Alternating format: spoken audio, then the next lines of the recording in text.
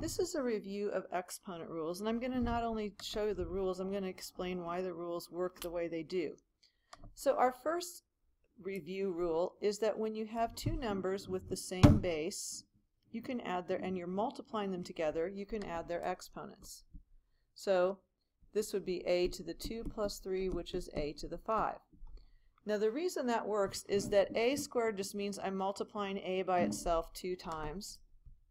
And a to the third means I'm multiplying a by itself 3 times. So basically I'm multiplying a times itself 5 times, which is a to the 5th. Now a squared to the third, if we apply that same line of reasoning, I'm multiplying a squared times itself 3 times, which is just a to the 6th power, which means I'm going to multiply these two exponents.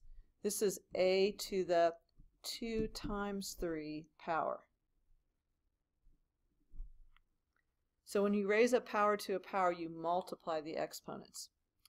Okay, so now we can apply. Here we have a over b squared times itself 3 times. So if we do that times itself 3 times, you'll notice that I have a times a times a in the numerator, a cubed, b squared times b squared times b squared in the denominator, that's b to the 6th. So if we imagine this is an a to the 1st, notice that I'm multiplying the exponents here and here. I'm multiplying the exponents in both the numerator and the denominator by 3. So it's a to the 1 times 3 and b to the 2 times 3. When I get to the third one now, realize what this is saying is I'm multiplying the entire thing times itself 3 times. 2ab times 2ab times 2ab. Which means I have 3 of everything multiplied together. I have 2 to the third, I have a to the third, I have b to the third. So this is 8a cubed b cubed. 2 to the third is 8. Okay, the next one, a plus b squared.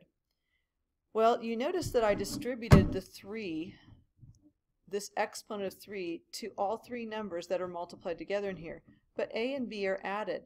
So do not distribute a to both of these. This is not equal to a squared plus b squared. That is bad, bad, bad. That is a very common mistake that students make, but it is incorrect. What you want to do, the correct thing you want to do, is say that a plus b squared is equal to a plus b times a plus b, and multiply that out to a squared plus 2ab plus b squared. This is the correct thing to do. All right, now let's look at the last one in this group. That's a to the 4th times b to the 4th. Well, you learned up at the top that if the bases are the same, you add their exponents. But what if the bases are different? What do? Well, let's just write this out and see what it looks like. This is a times a times a times a times b times b times b times b. Well, hopefully you recognize that if you multiply any two numbers together, I can switch the order. A times b and b times a give me the same result. So I'm going to mix the order up a little bit here and say this is a times b times a times b times a times b times a times b. I'm allowed to do that using the commutative and associative properties of multiplication. Now I'm going to regroup these now. So what do I have? 4 ABs multiplied together. So this is just going to be AB to the 4th. So if the exponents are the same, I can multiply the bases together. It's basically doing this thing in reverse. So here was 2AB to the 3rd, which was 2AB times 2AB times 2AB, and then I have 8a cubed b cubed. I could also split that back up and say that's 2ab to the 3rd. That's basically what I did here. Okay, second column. Let's look at this. Now we're dealing with some negative exponents. So we have basically a definition on this first one, that a to the negative 1 is 1 divided by a. We can also say 1 divided by a to the negative 1 is a. Okay, so when the negative 1 exponent means take the reciprocal of the base and then make the exponent positive. And that's going to help us with these problems. So if I look at b squared over b to the fourth, one way to look at it is this is b times b in the numerator and b times b times b times b in the denominator. And then I notice that b divided by b is 1, b divided by b is 1. So in the numerator I have 1 times 1, which is 1, and in the denominator I have b squared, 1 over b squared. The other thing I can remember is that if you remember, there's a rule: when the bases are the same and you multiply, you add the exponents. When the bases are the same and you divide, you subtract the exponents. So another way I could look at this is b to the 2 minus 4, which is b to the negative 2. Well, b to the negative 2 is the same as 1 over b to the positive 2, which is 1 over b squared, because it's 1 squared over b squared. So either way, I can get the same answer here. Now this one's a little trickier because I'm dealing with some negative exponents in both, but we just saw there was a way to we can subtract the exponents. If we have two bases that are the same, we're dividing, we subtract the exponents. So let's just apply that rule first. B to the negative 3 minus a negative 5. Well, that's the same as b to the negative 3 plus 5, which is b squared. Now, how does that work out practically with our rules about exponents? So I realize I don't have very much room here, so I may have to, I'm actually going to go to another page and just kind of show you a little bit more about this. So let me add a page here, see if I can get to this. I don't know if I can move this thing a little bit. Okay, there we go. So I had b to the negative 3 over b to the negative 5. I want to show you something that you can always do with a fraction. You can take a fraction and turn it into two fractions, one of which is the numerator divided by 1 and 1 divided by the denominator. Because if I multiply these two together, b to the negative 3 times 1 and 1 times b to the negative 5, I get the original fraction. But this allows me to look at these pieces separately. Well, b to the negative 3 is the same thing as saying b over 1 to the negative 3.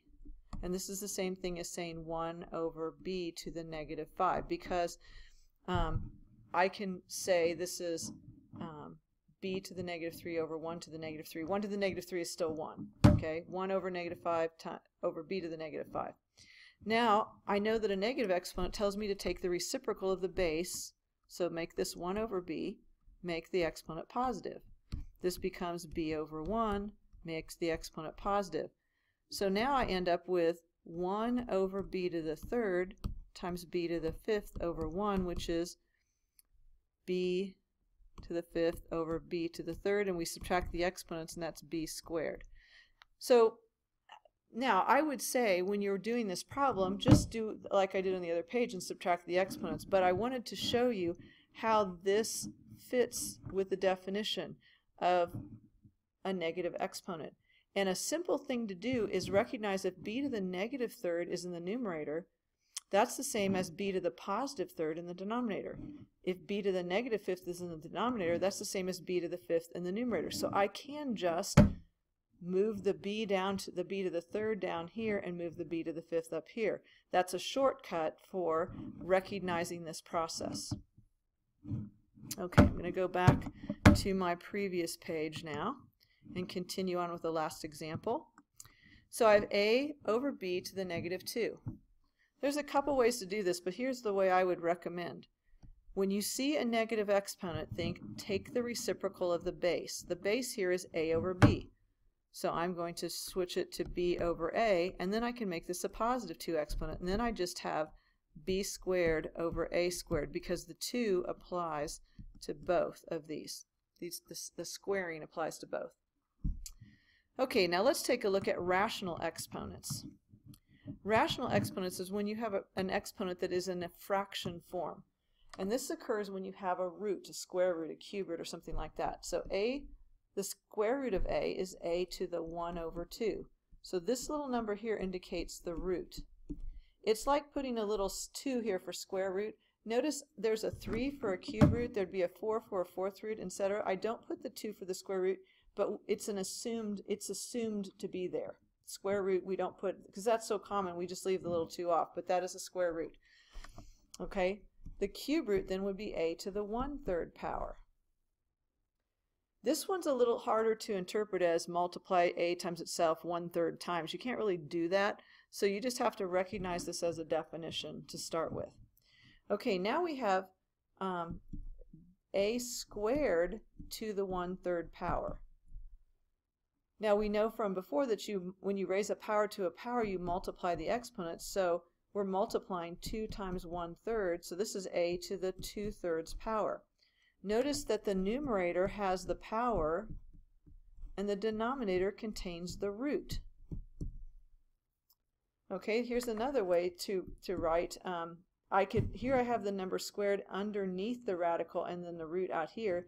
Here I do not, I have the power outside the whole radical, so I can write this then as a to the 1/2 cubed, which is a to the 3/2 power. Oops, I forgot the a to the 3/2 power. Okay, so the 3 is the power, the 2 is the root. Alright, so let's apply this to some problems that we just want to evaluate. I want to do 16 to the 1/4.